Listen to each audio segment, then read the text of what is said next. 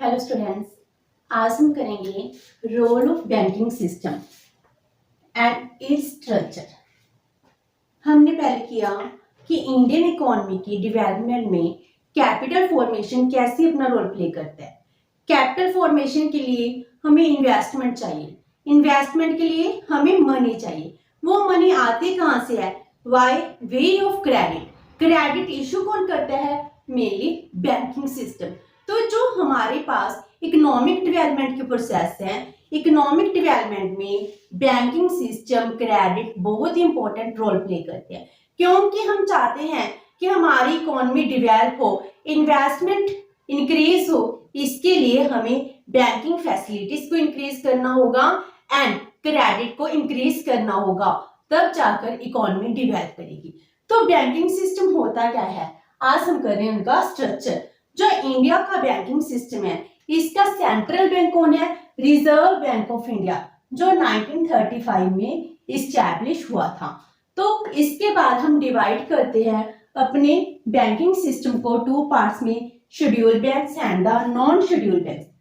Schedule bank कौन से होते हैं? शेड्यूल बैंक्स वो होते हैं जो आरबीआई के सेकंड शेड्यूल में इंक्लूडेड होते हैं, एंड जो बैंक सेकंड शेड्यूल में इंक्लूड नहीं होते उनको हम कहते हैं नॉन शेड्यूल बैंक्स।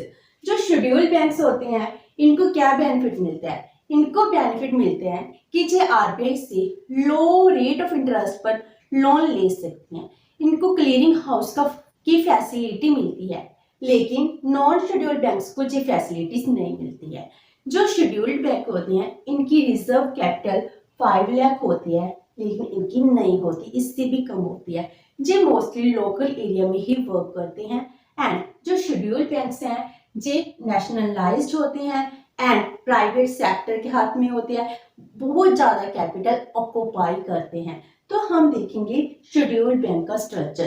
तो नॉन शेड्यूल तो लोकल एरिया की होगी, बस जी हमारा खत्म हो जाता है नॉन शेड्यूल। जैसे आज के टाइम में भी 1500 प्लस नॉन शेड्यूल बैंक्स हैं, कोऑपरेटिव सोसाइटीज हैं जो वर्क करती हैं under non schedule banking system. तो शेड्यूल बैंक्स कौन से हो गए? शेड्यूल बैंक को हम 3 पार्ट्स में डिवाइड करते हैं।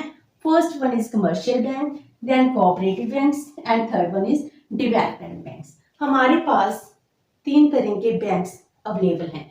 तो इंडिया में पहले है कमर्शियल बैंक्स। कमर्शियल बैंक्स कौन से होते हैं? जिनका पर्पस प्रॉफिट अर्न करना होता है, जो प्रॉफिट मोटिव के ऊपर काम करते हैं, उनको कहते हैं कमर्शियल बैंक्स। क्योंकि कमर्शियल का मीनिंग ही क्या है?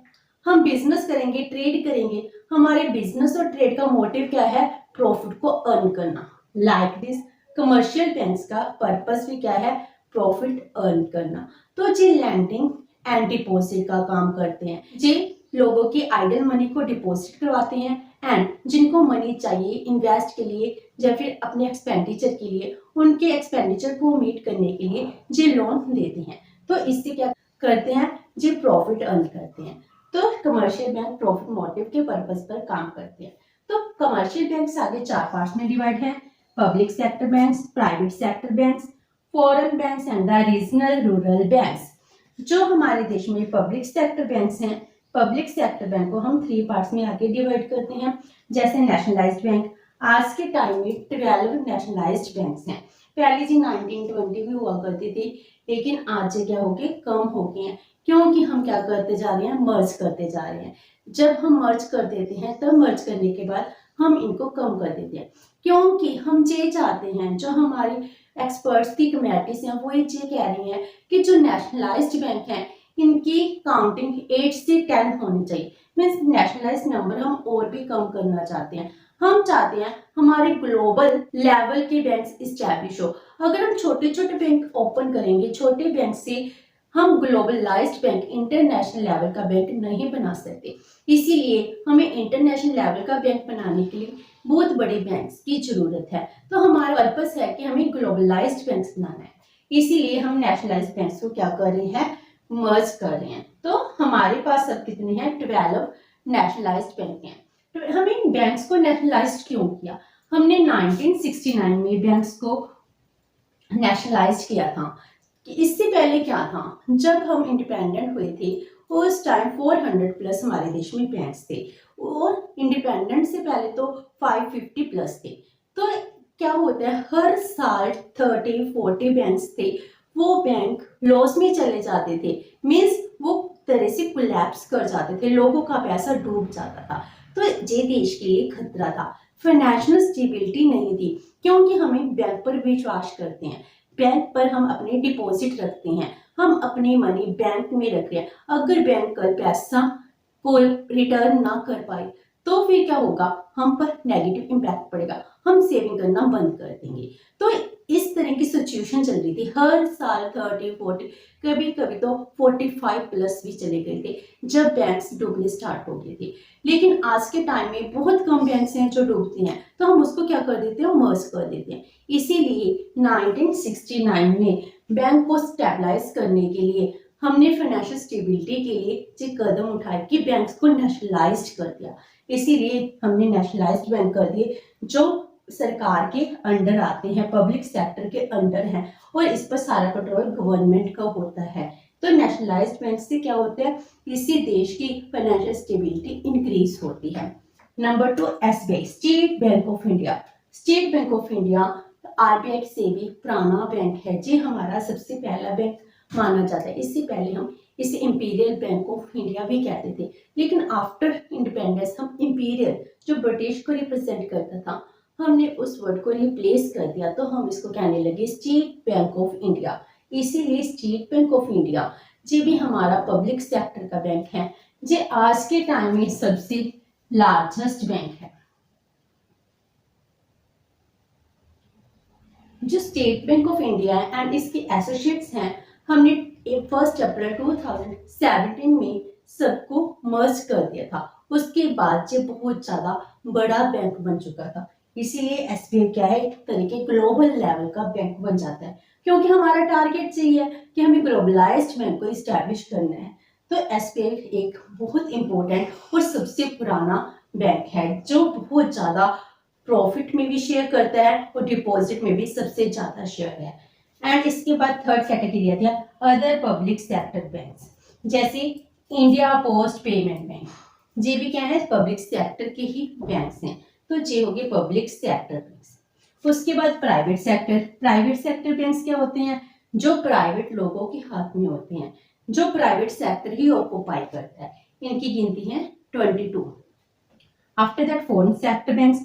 फॉरेन बैंक्स जो हमारी कंट्री के नहीं है, फॉरेन कंट्री के बैंक है, लेकिन वो हमारे इंडिया में भी स्टैब्लिश है। जैसे हमारे इंडिया के बैंक से फॉरेन कंट्री में है, ऐसे ही फॉरेन कंट्री के बैंक हमारी कंट्री में भी हैं, तो उनको कहते हैं हम फॉरेन बैंक्स। तो जो 46 हैं। After that regional rural bank, जो रीजनल एरिया को, रूरल एरिया को डेवलप करने के लिए स्टैब्लिश किए गए हैं, उनको हम कहते हैं रीजनल रूरल बैंक्स, जिनकी काउंटिंग कितनी है, 43। तो ये थे commercial banks. After that cooperative banks. Cooperative का मीनिंग होता है आपस में कोऑपरेशन करना। जैसे हम कहते हैं हम आपस में मिलकर फाइनेंशियल ट्रांजैक्शन करनी स्टार्ट कर दे, तो स्लो स्लो टाइम के साथ ये बड़े बड़े बैंक्स बन गए। तो ये क्या बन गए, कोऑपरेटिव बैंक्स, जो आपस में लोकल एरिया में ही पहले वर्क किया करते थे, ताकि हम आपस में क्या कर सके, ट्रांजैक्शन कर सके। जिनके पास आइडल मनी है वो इसमें डिपॉजिट करा देते थे, और जिनको मनी चाहिए थे वो ले जाते थे। तो एक छोटे छोटे एरिया से स्टार्ट हुए थे, आपस में कोऑपरेशन कर हमें अपनी फाइनेंशियल प्रॉब्लम को सॉर्ट आउट करना था। तो ये कोऑपरेटिव बैंक्स बन गए। तो कोऑपरेटिव बैंक्स कितने तरह के हैं, स्टेट कोऑपरेटिव बैंक्स जो 31 है, जो स्टेट लेवल पर चलते हैं, जो हर एक पूरी स्टेट में इसके ब्रांचेस होते हैं, तो स्टेट कोऑपरेटिव बैंक्स कहते हैं। अर्बन कोऑपरेटिव बैंक्स जो अर्बन एरिया में चलते हैं। जो अर्बन कोऑपरेटिव बैंक्स हैं, जो अर्बन एरिया की रिक्वायरमेंट को फुलफिल करते हैं। एंड स्टेट कोऑपरेटिव बैंक्स पूरी स्टेट में होती हैं। जो कोऑपरेटिव बैंक्स हैं पहले जी रूरल एरिया में प्रॉब्लम्स को सॉर्ट आउट करने के लिए ही ओपन हुए थे। जो हम नॉन शेड्यूल बैंक्स की बात करते हैं, जो नॉन शेड्यूल बैंक्स हैं हम कहते हैं 1500 प्लस नॉन शेड्यूल बैंक्स हैं। अप्रोक्सीमेट 1528 हैं जो अर्बन कोऑपरेटिव सोसाइटीज हैं।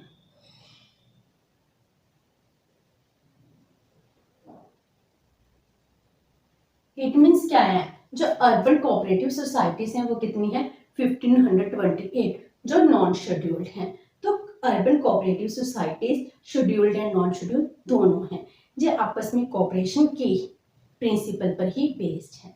Next is development bank.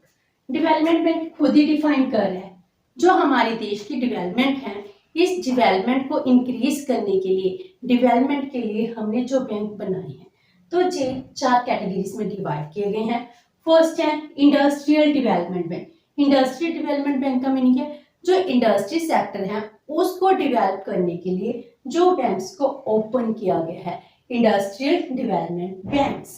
इनमें से सबसे पहला आता है IFCI, जैसे industrial finance corporation of India, IDBI industrial development bank of India, SIDBI small industrial development bank of India.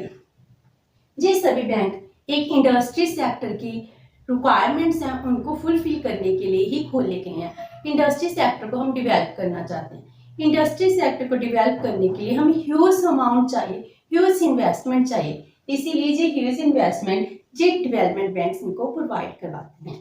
Number 2 agriculture development bank.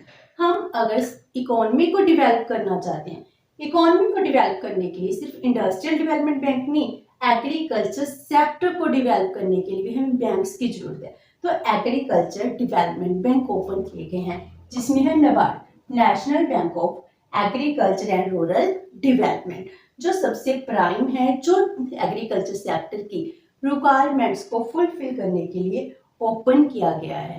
ये bank 1982 में ओपन किया गया था for the development of agriculture sector. Agriculture sector की जो छोटी छोटी requirements है उनको फुलफिल करने के लिए NABARD बहुत इंपॉर्टेंट रोल प्ले करता है।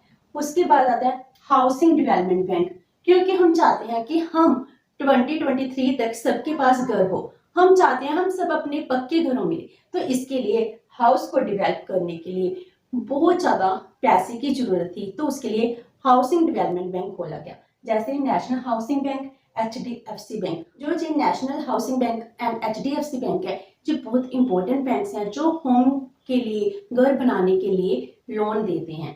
HDFC तो प्राइवेट सेक्टर का लार्जेस्ट बैंक माना जाता है। नेक्स्ट है एक्सपोर्ट इंपोर्ट बैंक्स, जो नाम से डिफाइन कर रहा है, जी कहते हैं कि हम अपनी इकोनॉमी में बिजनेस ट्रेड को एक्सपेंड करना चाहते हैं, हमें ज़्यादा एक्सपोर्ट करना है चाहे इंपोर्ट करना है, इसके लिए बहुत ज़्यादा ह्यूज इन्वेस्टमेंट की ज़रूरत होती है। अगर हम एक्सपोर्ट कर रहे हैं, हो सकता है कि जो मनी रिटर्न में कि बहुत टाइम लग जाएगा, इंपोर्ट कर रहे हैं तभी पैसे चाहिए होते हैं, इसीलिए ये एक्सपोर्ट इंपोर्ट को प्रमोट करने के लिए ओपन किए गए हैं, तो ये होगी डेवलपमेंट बैंक्स। तो ये सभी बैंक्स हैं हमारे इंडियन इकोनॉमी को डेवलप करने के लिए बहुत इंपॉर्टेंट रोल प्ले करते हैं। तो ये था structure of Indian banking system. Next session में करेंगे बैंकिंग सिस्टम का role for the development of Indian economy. Hopes कि आपको ये सेशन अच्छा लगा होगा। अगर आपकी कोई क्वेरी है तो post it in the comment box, and video अच्छी लगी तो please like and share with your friends. Thank you so much and have a nice day.